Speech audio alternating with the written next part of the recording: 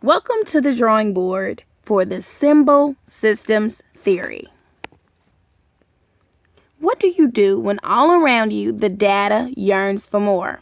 Solomon believed that the natural effects of technology were not as important as what can be done to ensure that the information was able to become successfully transferred information. So all around him, the information was more focused on technology and where you were, what program you were using. And he found that all of the research was erroneous information. It was invalid. Why? Because they weren't asking the real questions. And so he went to the drawing board, and I'm sure he scribbled out a lot of different theories. But in the end, symbol systems theory is a term that he actually coined. And how did he ensure that his was effective? First thing he looked at, does it convey a real experience into a representational form?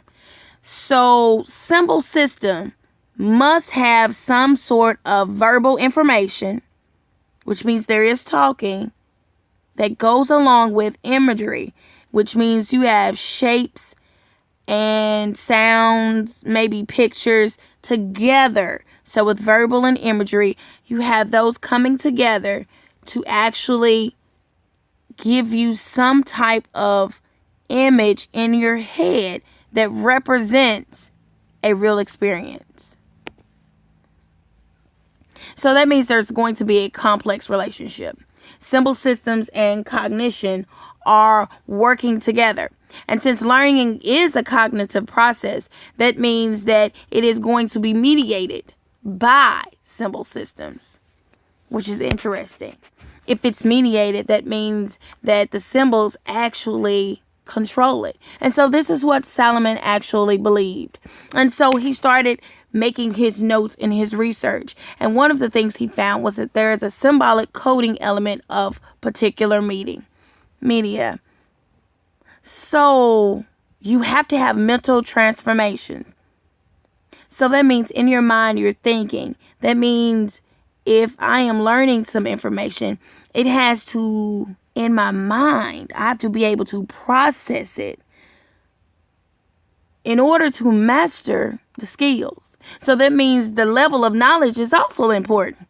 And so it depends on the individual, their skill level, and what that will in turn does. It will affect the way the media and I interact with one another. So that in turn affects the nature of the learning. What does that do? That means that the learning will be different for every person because there will be some information processing tasks that will be different. Everyone won't experience media the same way. So other notes that he possibly made, the social context, which means that if you look on any social media site, you have a message, you have a presentation, and the two come together to get what? Some type of representation of a certain idea. And he didn't want to lock that down because he recognized that there is a reciprocal relationship.